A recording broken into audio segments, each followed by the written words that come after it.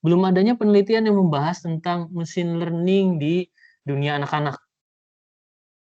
Ya, itu bukan problem juga ya. Itu justifikasi. Jadi tolong digarisbawahi problem itu berdasarkan risk dulu. Contohnya misalnya risk ya.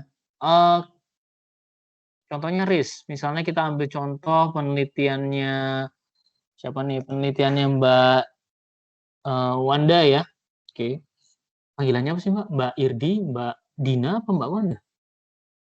Irdina, Pak. Oh, Irdina. Oke. Misalnya penelitian Mbak Irdina, penelitian Mbak Irdina itu bisa berfokus pada software engineering. Software engineering yang sekarang ini terbagi menjadi dua cabang. Apakah mengembangkan software dengan pendekatan formal, ya, konvensional agile, atau menggunakan pendekatan berbasis data science. Nah, gitu. Oke. Kan itu akan jadi problem kalau ternyata solusi yang kita usulkan itu membutuhkan data science project, tetapi kita menggunakan pendekatan yang formal. Nah, itu ada problem.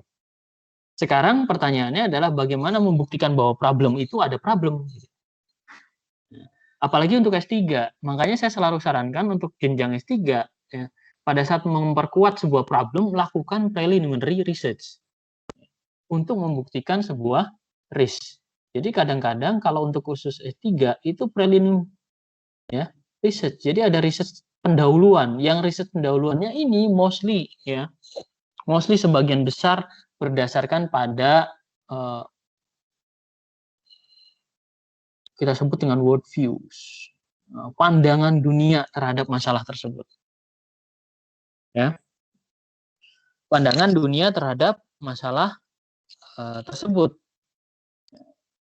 Pandangan dunia terhadap masalah tersebut. Emangnya ada berapa pandangan dunia? Oke. Jadi Pak, world views itu seperti pandangan peneliti lain terhadap masalah yang pengen teman-teman tulis di tesis atau disertasi. Pandangan orang lain ya. Makanya kita sebut dengan world view. Ya. Pandangan world view. Oke. Pandangan world view itu ada berapa ya? Pandangan world view yang paling umum adalah ya, pandangan world view yang paling umum adalah kita kenal dengan konsep ini science empiris. Nah, ya, ini pandangan pertama nih. Jadi begitu teman-teman melakukan literatur review dan banyak penelitian yang isinya itu angka-angka, huruf-huruf ataupun coding dan sebagainya yang menghasilkan suatu nilai-nilai yang kemudian diperbandingkan, ya, okay. Nilai-nilai yang kemudian diperbandingkan, maka itu kita sebut dengan science empiris pandangannya. Nanti penyelesaian pada saat memilih riset method, pendekatannya juga akan science empiris juga atau mengarah ke kuantitatif. Jadi jangan sampai nih, begitu teman-teman lihat penelitian yang lain, world view-nya itu semuanya science empiris, tapi masuk ke dalam pendekatan yang misalnya non science empiris. Jadi kalau science empiris ini saya boleh katakan nanti pendekatannya ujung-ujungnya itu adalah kuantitatif. Kuantitatif. Pertanggungjawabannya berupa angka. Dan sebagian besar yang namanya teknik itu keluarnya di sini. Sebagian besar loh, saya katakan sebagian besar, bukan semuanya. Ya, di bidang teknik sebagian di situ. Terus kemudian ada lagi pandangan yang kita sebut dengan pandangan konstruktif. Konstruktif. Pandangan pengetahuan, jadi begitu teman-teman nanti ngelihat sebuah paper gitu ya, sebuah paper dan paper itu berasal dari aktivitas seperti aktivitas konstruksi sosial itu tahu ya, kayak kalau mungkin yang masih muda itu kayak PDKT gitu ya. Jadi aktivitas konstruksi sosial itu seperti dari FGD, dari interview, dari proses pembelajaran sosial dan sebagainya, maka itu kita sebut dengan masukan konstruktif. Nah, sekarang make sense nggak kalau penelitian teknik itu berangkat dari worldview konstruktif?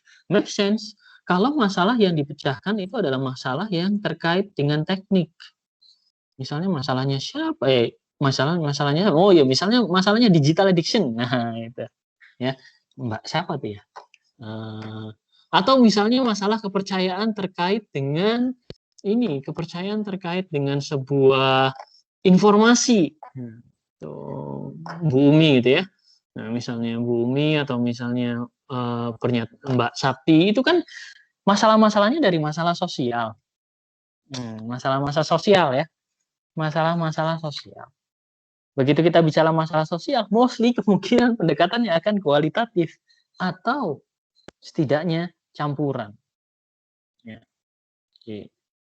Kenapa? Karena nanti hasilnya, mohon maaf, hasilnya yang kalau kita masuk ke pendekatan worldview-nya konstruktif, itu biasanya hasil-hasilnya sedikit subjektif. Nanti pada saat di defend, terutama disertasi nih ya, itu agak repot. Oke. Tapi bukan saya mengecilkan. Artinya apa?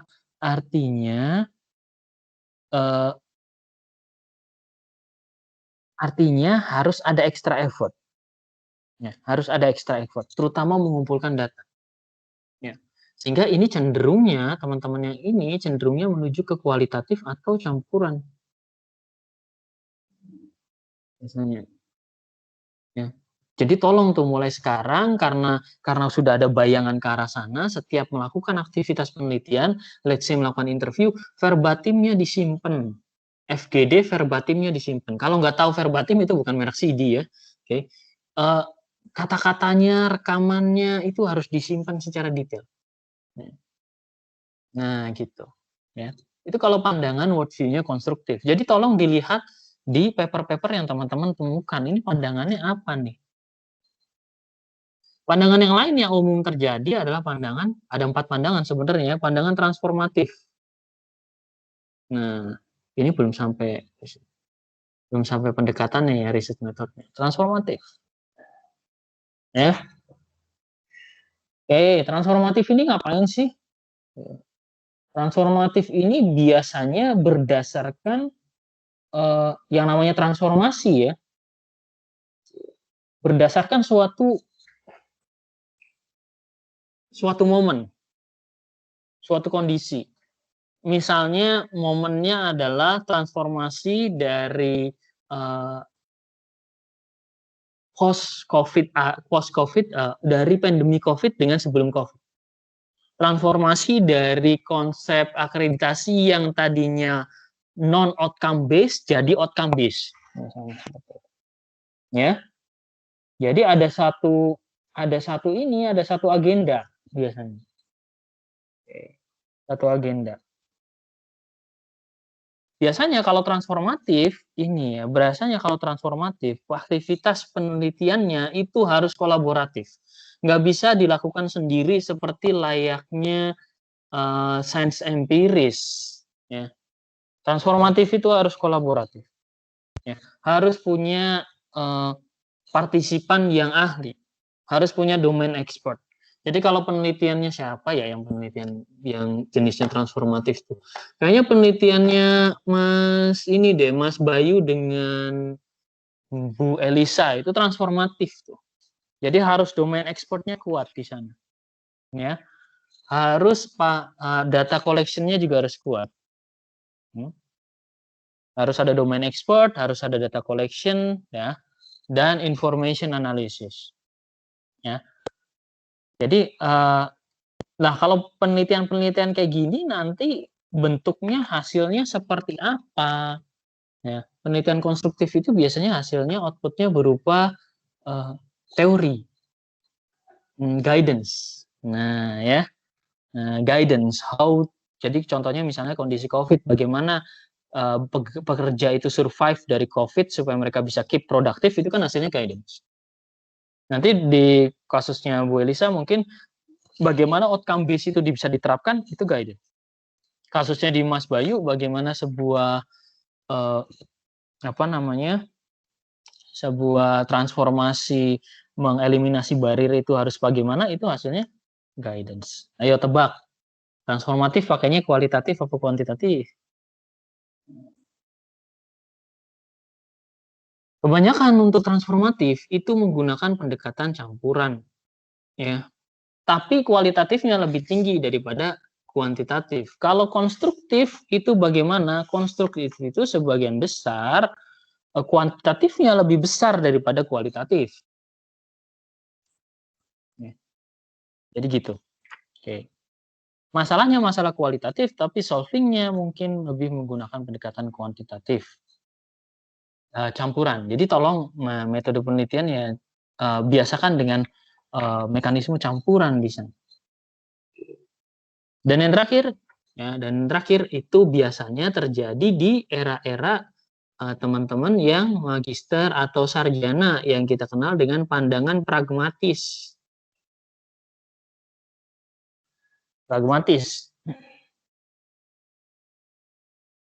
Kalau pragmatis yang namanya pragmatis ya banyak bentuk. Jadi didasarkan pada realitas saja apa problem yang dihadapi oleh seseorang. Ya. Apa problem yang dihadapi oleh seseorang. Contoh problem pragmatis adalah kalau kita ingin mengukur vital sign untuk seseorang yang naik sepeda agar akurat, ya, itu repot. Ya. Harus pasang di dadanya harus kita pasang heartbeat detector, di lengannya harus kita pasang misalnya wearable dan sebagainya. Itu kan ada repot. Pragmatik kan. Bagaimana kita buat nggak jadi repot? Oke, kita pakai wearable aja. Tapi wearable kira-kira bisa lengkap nggak? Apa saja yang data ini peroleh? Nah, itu pragmatik ya. Jadi pragmatik biasanya pembuktiannya itu bisa berupa produk atau POC atau prototype. Ya. Yang lagi-lagi hasilnya itu bisa menggunakan pendekatan apapun, yaitu terutama di sini campuran. Ya.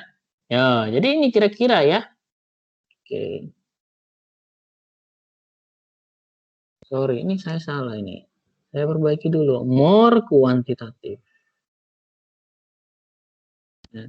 More kualitatif. Nah, ini.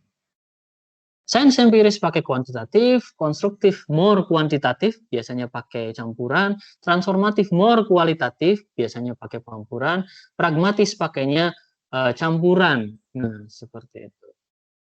Jadi nggak masalah loh kalau misalnya teman-teman yang pragmatif ini pakai kualitatif, ya teman-teman S2 itu, ya nggak masalah. Kalau misalnya, karena rancangannya itu secara worldview itu pragmatis masalah.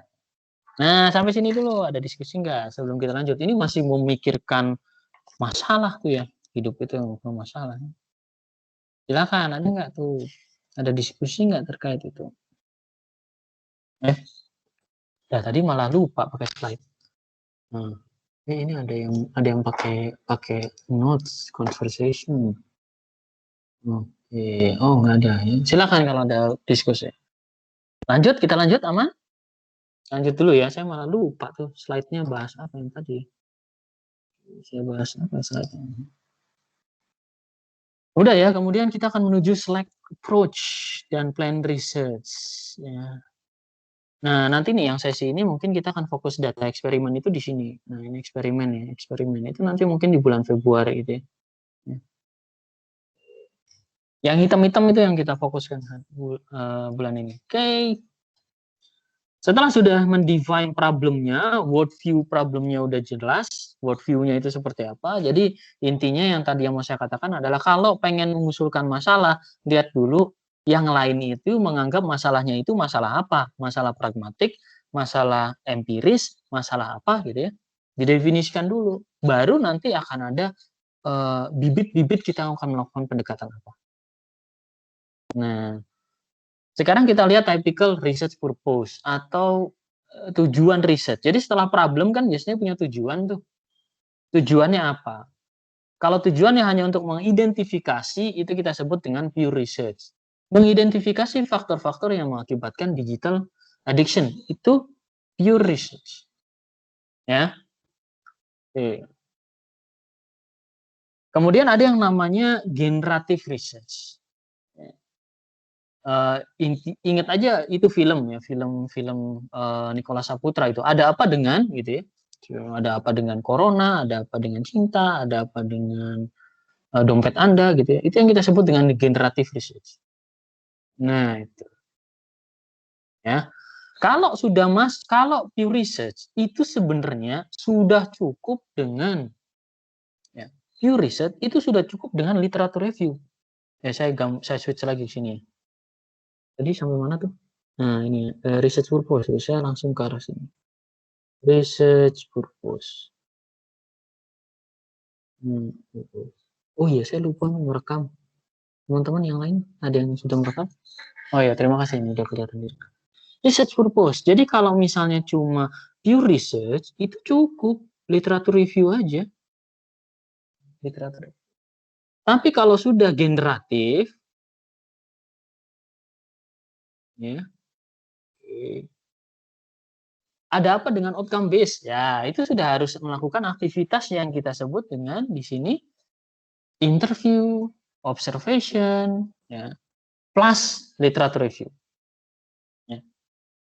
Jadi sudah aktivitasnya banyak, literatur review, observation, dan satunya lagi tadi apa? Interview.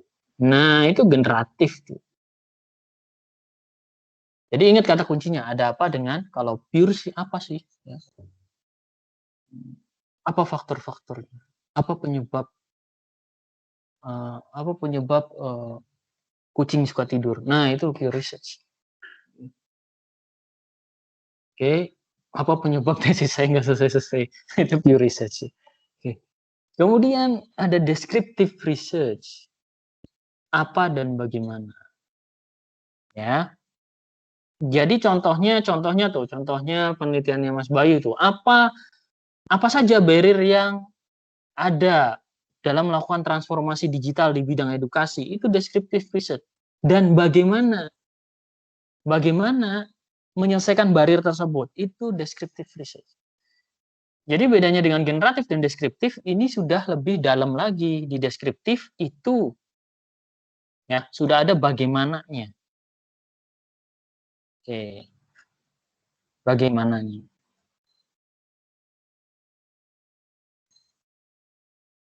Jadi bukan hanya apa tapi juga bagaimana. Ya, ini deskriptif.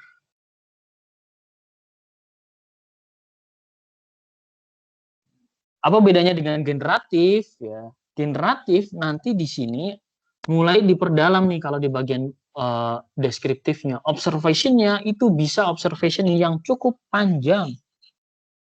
Ya, contohnya misalnya deep long observation atau yang kita kenal dengan etnografi. Ya, jadi kalau namanya mengetahui barir transformasi itu kan juga bukan revolusi ya, tapi evolusi ya, harus agak lama dulu. Aktivitas observasinya nggak bisa sehari 2 hari, yang kita sebut dengan etnografi. Atau studi kasus di sini, boleh. Nah ya, jadi itu deskriptif. Ya, deskriptif. Jadi kita bisa deskriptif. Jadi teman-teman kelihatan. Harusnya sekarang kelihatan. Begitu research purpose-nya apa, itu elicitation tekniknya atau pendekatan pengumpulan data collection-nya itu sudah didefinisikan. Sama seperti tadi, begitu problemnya apa, research approach-nya sudah didefinisikan. Gitu. Deskriptif tuh. Ya, deskriptif. Terus ada apa lagi sih? Kemudian evaluative research. Nah, evaluative research. Evaluative research ya, ada 2 level nih. Dan ini memang level yang paling tinggi. Makanya selalu tim penilai disertasi. Kemarin itu baru menilai Bu Mira gitu ya. Tim penilai disertasi pasti berujung pada evaluative research. Jadi kalau disertasi itu harus sampai semuanya levelnya. Ya. Harus sampai evaluative research. Okay. Harus sampai evaluative research. Karena end up-nya disertasi itu adalah contribution to knowledge, harus dievaluasi. Kalau teman-teman yang magister, ya, deskriptif saja sudah cukup. Deskriptif saja sudah cukup. Harus ada aspek. Ya, kalau zaman dulu S1 itu pure research, tapi sekarang kan S1 pure project. Nah, di sini baru ya evaluative research. Evaluative research. Jadi di sini masuk evaluative research. Evaluative research itu terbagi menjadi 2 level tuh. Ya. Yang dievaluasi adalah solutionnya. Oke, saya menghasilkan sebuah metode untuk perhitungan outcome based misalnya. Saya membuat metode untuk membuat pendekatan test generation misalnya. Udah ada solutionnya. Nah, itu dievaluasi. Proses evaluasinya seperti apa? Balik lagi tuh orang-orang di Worldview itu ngelihat evaluasinya menggunakan pendekatan apa. Kalau rata-rata menggunakan sains empiris, ya lakukan evaluasi dengan pendekatan sains empiris. Contohnya ini kalau evaluation research misalnya yang sudah kelihatan hasilnya itu punyanya Mbak Novi itu. Saya ngelihat pluginnya udah jadi di software apa tuh ya? NetBeans apa Eclipse. Nah, itu ya. Oke. Mbak Novi hadir nggak nih? Nah, itu. Ya, Pak. Nah, itu hasilnya di mana tuh? Di ini ya, di Eclipse ya? Prototype-nya ya? Iya. Ah, ya. Oke, sip. Nah, gitu. Kalau udah sampai sana, itu berarti sudah sampai tahap solution. Nah, tinggal dites meet requirement atau tidak. Dites meet requirement atau tidak. Requirement-nya contohnya misalnya untuk kasus Mbak Novi. Kira-kira itu membantu developer yang mau implementasikan test driven development lebih nyaman atau tidak? Lebih terbantu atau tidak? Jangan-jangan automated generate test itu nggak terlalu membantu developers. Nah, itu harus dites. Tesnya fokusnya meet requirement. Oke. Kemudian yang evaluation tahap berikutnya adalah ini biasanya kita melakukan cause relationship. Jadi kalau misalnya nanti teman-teman menghasilkan suatu guidance atau suatu result yang ujung-ujungnya adalah memberikan penjelasan bahwa rekomendasinya misalnya apa ya, saya ambil contoh misalnya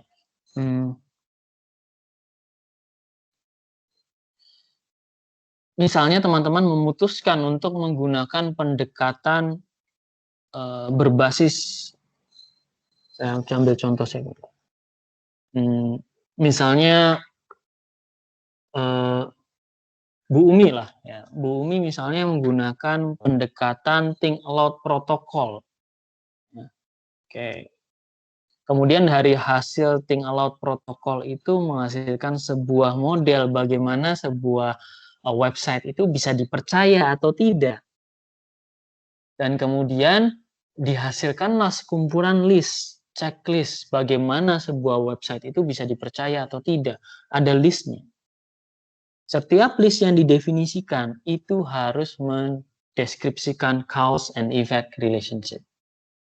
Contohnya, misalnya nih, website harus memenuhi standar WCAG atau Website Consortium Accessibility Group.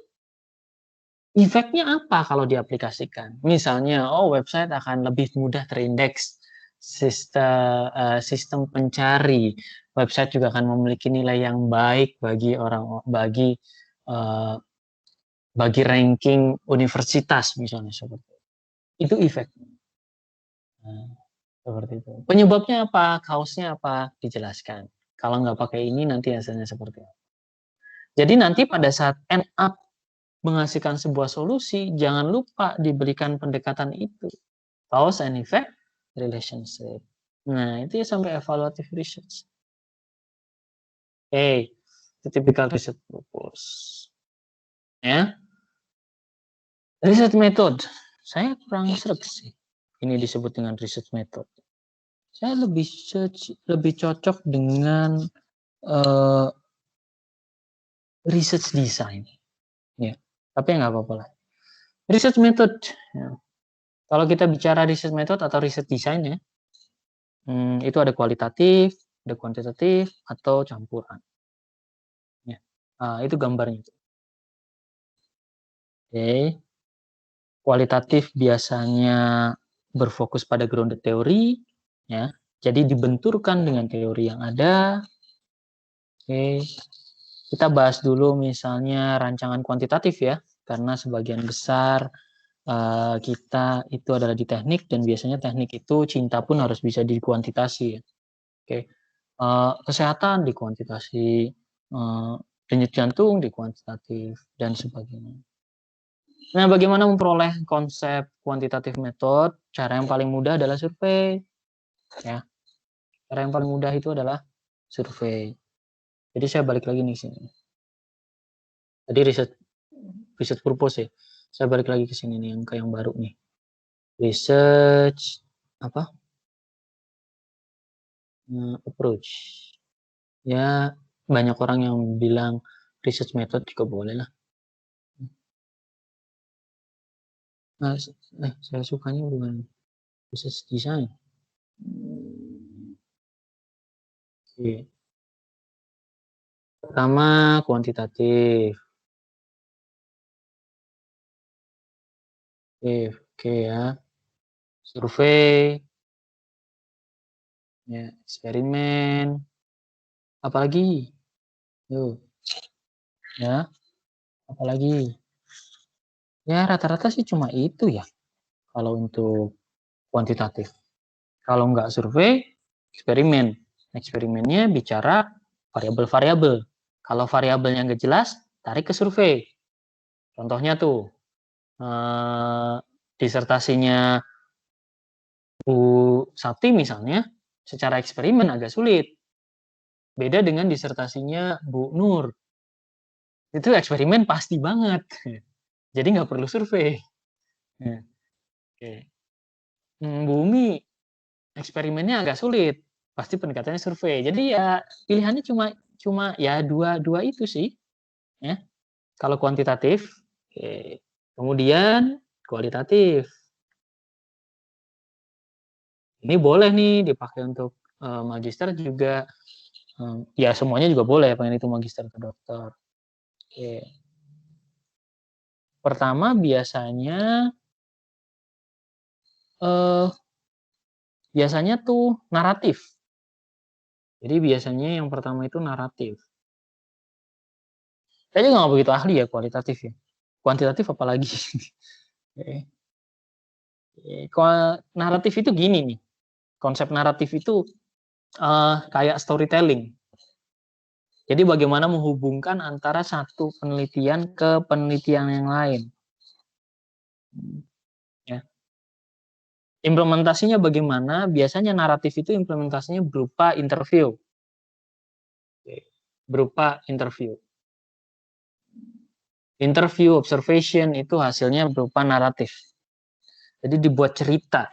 Apa kata orang ahli di sana? Oke. Ya, apa kata orang ahli di sana? Terus pandangan-pandangannya disatukan. Makanya sangat sangat perlu sekali kalau kualitatif itu para ahli gitu. Dan mereka cerita. Verbatimnya juga harus disimpan. Yang kedua, fenomena kualitatif. Biasanya ditarik dalam observasi. Jadi kalau naratif itu biasanya ditarik dalam sebuah interview, fenomena itu biasanya ditarik dari observasi. Yang notabene terbagi lagi menjadi beberapa. Ya. Grounded teori misalnya. Ini fenomena. Oke, kalau saya habis kehujanan pasti saya flu. Misalnya tuh. Itu kan teori umum tuh. Grounded teori itu harus dibuktikan. Terus yang dilakukan apa? Ya observasi tuh. Orang yang kehujanan itu kena flu nggak? Berapa yang kena hujanan? Nah, pada saat berapa itu bisa saja nanti dikombinasikan dengan konsep kuantitatif. Jadi pengumpulan data dan kategorisasi. Tadi ya, grounded theory itu seperti itu. Misalnya contohnya tuh penelitiannya apa nih? Penelitiannya Mbak Irdina misalnya, ya grounded teori. Berapa orang yang mengerjakan sebuah software machine learning pakai pendekatan konvensional atau agile? Berapa orang yang pakai pendekatan custom? Nah, data terus dikategorikan. Hati-hati, kualitatif itu tadi saya udah mention di awal, subjektif. Sehingga feature-featuresnya kalau di machine learning itu feature-featuresnya itu harus jelas. Kemudian berikutnya adalah etnografi. Ya, etnografi di sini. Oke, etnografi itu. Etnografi itu deep observation. Kalau kita bicara deep observation, ya, berarti yang dipetakan adalah pola perilaku, tindakan, dan sebagainya. Jadi kalau pengen memetakan, misalnya memetakan implementasi virtual labs, itu temanya siapa tuh? Ada nggak nih? Mas Dwi ya kalau nggak salah. Ya, Mas Dwi hadir di sini. Itu biasanya bicara implementasi virtual labs ya harus diperhatikan dulu tuh virtual labs yang udah ada di sana implementasinya seperti apa, prosesnya gimana dalam satu siklus, dalam periode waktu satu praktikum. Nah, ya, observasi. Biasanya nanti di sini dilibatkan observasi, wawancara, secara rutin dalam kerangka waktu setidaknya 6 bulan etnografi itu, ya, untuk dapat itu. Ya. Jadi ada periode waktu. Dan yang terakhir, studi kasus. Studi kasus. Tuh kan, teman-teman yang implementasikan studi kasus, artinya teman-teman itu mengarah pada aspek kualitatif, karena subjektif. Sehingga banyak orang kalau berada di bidang teknik, begitu udah menemukan kualitatif, dia combine dengan kuantitatif, supaya tidak terlalu subjektif. Ya, jadi kira-kira seperti itu. Studi kasus. Studi kasus itu misalnya, saya lupa tuh kalau disertasinya Bu Mira itu studi kasus atau bukan ya? Bu Mira hadir? Studi Nah, kasus, Pak. Tapi saya studi masuk kasus. eksperimental ya. Eksperimen atau studi kasus? Ya saya eksperimental sih Pak, cuman saya mengangkat ya tetap harus ada studi kasusnya kan waktu eksperimen. Nah iya betul, berarti campuran kan, nah gitu ya. Jadi biasanya kalau studi kasus itu ditandai dengan sesuatu yang sangat spesifik, ya. Makanya kita sebut dengan analisis mendalam dalam suatu kasus. Bisa berupa aktivitas. Nah Bu Mira kan aktivitasnya requirement engineering tuh.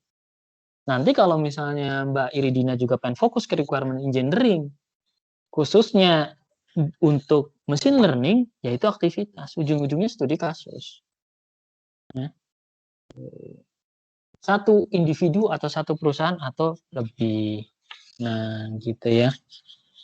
Oke. Nah, kemudian yang terakhir campuran. Campuran. Oke. Oke. Pas nih, harusnya 9.50 sudah selesai nih, pas 50 menit.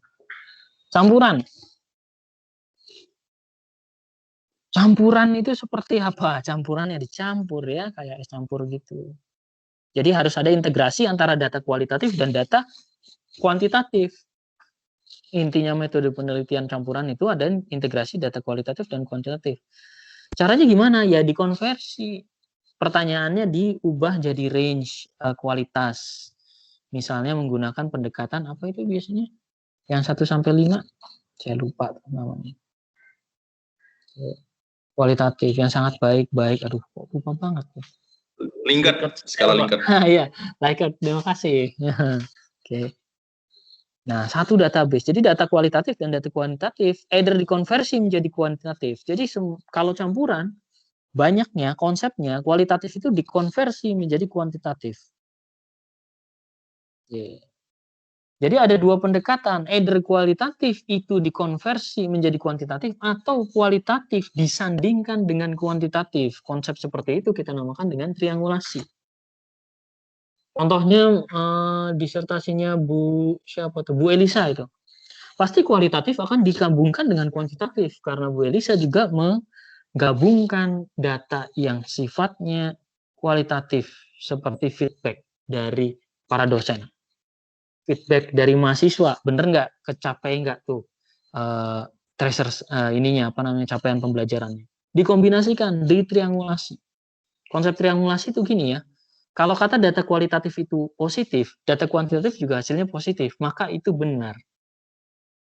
Ya, contohnya misalnya gini, di survei menurut pemberi kerja, dari feedback pemberi kerja itu anak ini pinter komunikasi. Di data kuantitatif, hasil outcome based education-nya, nilai untuk mata kuliah yang punyanya LO komunikasi juga nilainya tinggi. Nah, itu triangulasi. Ya. Jadi bisa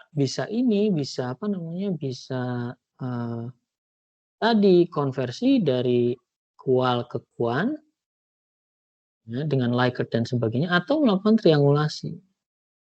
Kenapa namanya triangulasi? Biasanya dikombinasikan lebih dari satu metode, 2 kuantitatif, 1 kualitatif. Ya. Nanti campuran kombinasinya gimana? Campuran kombinasinya banyak pendekatannya. Pendekatan yang umum adalah paralel konvergen. Paralel konvergen. Konvergen jadi satu, paralel 2 data. Jadi data kualitatif dan 2 kuantitatif dijadikan satu. Kemudian dianalisis. Ini tidak ada konversi ya, makanya disebut dengan paralel.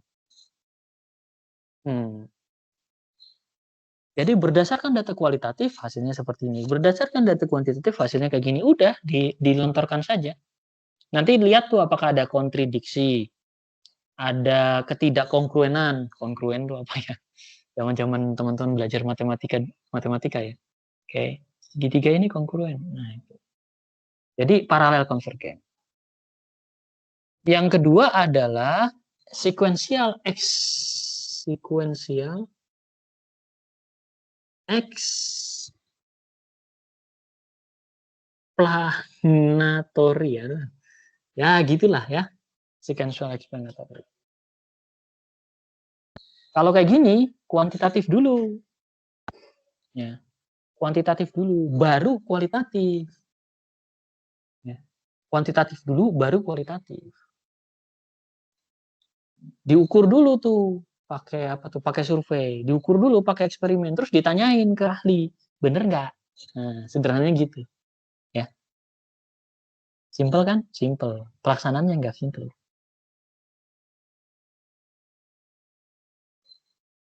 Yang terakhir, sequential exploratory. Beda ya. Yang atas explanatory, yang bawah exploratory. Kalau ini dibalik. Kualitatif dulu, baru kuantitatif. Nah, kualitatif dulu, baru kuantitatif. Ya. Oke. Nah ya, jadi kira-kira gitu standarnya. Bisa paralel, bisa sekuensial kuantitatif dulu, bisa kualitatif dulu. Oke. Jadi itu yang kita bahas ya, teman-teman.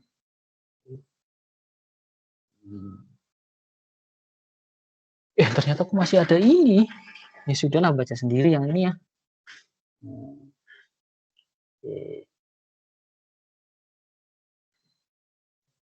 Nah, itu tuh research approach tuh. Jadi selain ada research design, ada juga research approach. Kuantitatif itu pendekatannya gimana, kualitatif itu seperti apa, participatory research itu seperti apa, logical itu seperti apa. Participatory itu campuran ya. Logical itu lebih ke arah kualitatif. Oke, tapi ini biasanya jarang sekali di ini apa namanya di penelitian teknik. Biasanya ini aja nih. Nah, perbedaan research method, ya. Qualitative research,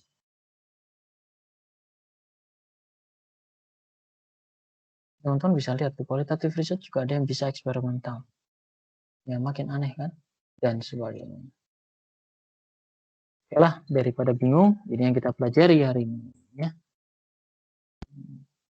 Di unzoom dulu biar kelihatan serem. Nah itu ya. Oke. Saya ulangi nih, pas 950. Satu, lihat problemnya. Orang-orang nge-solve problem gimana? Istilah orang-orang menyelesaikan problem itu gimana, itu kita sebut dengan worldviews. Jarang ada masalah yang kita hadapi, orang lain belum pernah hadapi. Ya, seperti itu. Worldview tadi ada 4 ya, ada sains empiris, konstruktif, transformatif, dan pragmatis.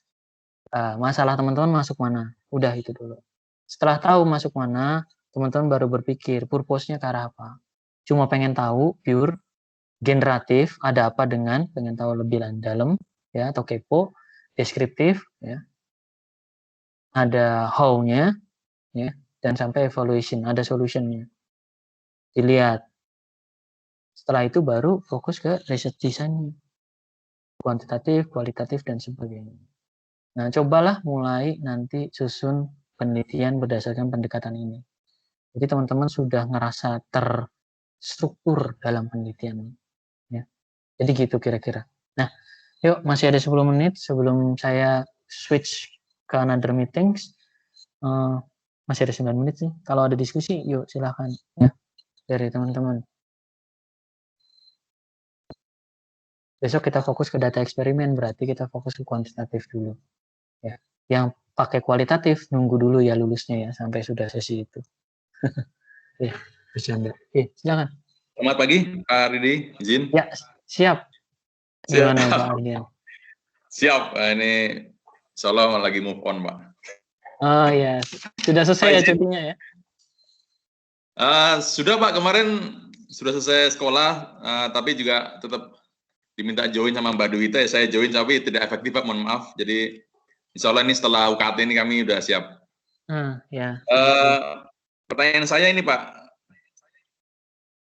kalau penelitian yang sifatnya kuantitatif itu terkadang kami pada saat penelusuran paper maupun karena kita sudah pasti punya saya adalah eksperimen di redaksional ya Pak ya, redaksionalnya itu ciri khasnya seperti apa Pak yang paling tepat, misalnya supaya tidak terjebak ketika dikembangkan nanti larinya ke kualitatif begitu. Penelitian kuantitatif itu pasti punya ciri yang sangat kelihatan sekali dari sisi paper. Pertama, di bagian depan paper itu selalu ditunjukkan klaimnya. Misalnya improvement of the accuracy. Ya, pasti di depan papernya itu ada di abstraknya itu pasti ada. This research atau this article improve berapa persen. Nah, itu berarti metode yang dia gunakan di dalamnya kuantitatif atau campuran. Dan di bagian belakang biasanya kalau kuantitatif itu conclusion-nya juga conclusion yang either ada dua kemungkinan, membantah atau menerima hipotesis dia, ya. Jadi kuantitatif itu mostly biasanya menggunakan hipotesis. Kalau kualitatif atau campuran pasti mostly menggunakan pertanyaan penelitian. Di bagian belakangnya di kesimpulan itu pasti berdasarkan poin-poinnya itu menyanggah atau menerima hipotesis dengan mencantumkan nilai empiriknya. Jadi kuantitatif itu seperti itu. Jadi begitu baca paper ini kuantitatif atau bukan, lihat di bagian depannya, di abstraknya, ada klaim tidak, improvement efisiensi atau apa, lihat di bagian conclusion-nya, ada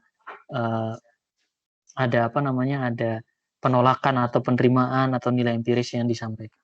Nah, kalau campuran, bisa jadi. Lihat dulu aja kalau campuran. Campuran itu biasanya bisa teridentifikasi begitu kita lihat di bagian tengah-tengah papernya, itu dia malah menggunakan pertanyaan penelitian. Kalau tengah-tengahnya menggunakan pertanyaan penelitian, tapi di depannya dan di belakangnya itu di depannya tapi ada klaim numerik, maka dia adalah campuran. Tapi kalau depannya itu abstraknya itu numerik, tengah-tengahnya itu hipotesis, maka besar kemungkinan, saya katakan besar kemungkinan ya, sekitar 80 atau 90% dia kuantitatif. Tapi kalau depannya empirik, tengahnya pertanyaan penelitian, di belakangnya menjawab pertanyaan penelitian, itu mostly campuran. Gitu. Ya. Jadi masih dibolehkan Pak ya, kalau misalnya sebagai guidance itu tetap kita berikan pertanyaan penelitian Pak ya, setelah kita memperoleh beberapa hasil begitu. Gak apa-apa. Tolong dipahami bahwa penelitian itu bukan kuantitatif atau kualitatif. Enggak. Penelitian itu pasti lebih ke kuantitatif atau lebih ke kualitatif. Gitu. Ya. Untuk penelitian teknik ya. Penelitian teknik. Beda kalau penelitian psikologi. Saya waktu itu pernah membimbing psikologi gitu ya. Terkait dengan kekerasan dalam pacaran gitu ya. Itu kualitatif semua. Ya. Kok saya bisa ya sampai membimbing ke arah sana? Ya udahlah, nggak apa-apa. Kualitatif. Tapi yang sekarang bimbingan saya yang S3 datang nggak nih mbaknya? Yang S3 sekarang itu critical thinking, di psikologi juga itu campuran. Ya, gitu. Ya, jadi nggak ada masalah, Mas Ardian. Siap, insyaallah semangat. Terima kasih Bapak. Ya harus semangat. Yang penting rutin aja. Makanya kalau belum punya channel yang pribadi itu nanti disetapkan. Ya. Siap, kami mendaftar belum. Terima kasih. Oke, yang lain teman-teman? Ada lagi enggak? Jangan-jangan saya kurang jelas atau ternyata sudah pada paham. Ya syukurlah kalau gitu. Ada lagi? Silakan.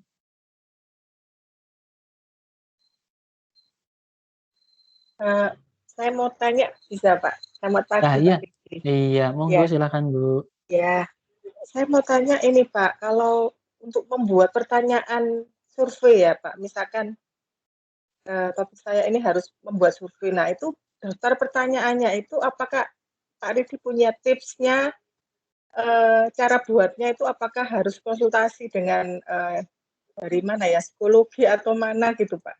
Terus terang saya bingung cara buatnya ini Pak. Karena kan itu nanti kita bahas. Kan, ya, kita bahas nanti di sesi bulan Februari. Ya, kan Pak. Tapi nggak apa-apa ya. Jawabannya secara sederhana gini. Satu, kalau sudah ada set of question, adopsi saja. Contohnya nih, si Nelson itu biasanya punya pertanyaan yang terkait dengan misalnya Nelson atau siapa, saya lupa ya, yang terkait dengan usability test, requirement, itu pasti pertanyaannya sudah umum. Nah, kalau ada itu, adopsi. Tapi kalau nggak ada, bagaimana? Gimana ya, Pak? Kalau Nelson itu carinya di mana, Pak? Oh, itu kayaknya di beberapa buku research method, misalnya research method for human computer, terus interaction design, itu mereka udah punya set of question. Usability test, itu sudah ada set of question-nya. Di buku, Bu. Coba carinya di buku, karena itu sudah theoretical yang sifatnya fix, maksudnya sudah jadi knowledge base di buku. Buku-buku Springer atau buku-buku ACM Press atau buku-buku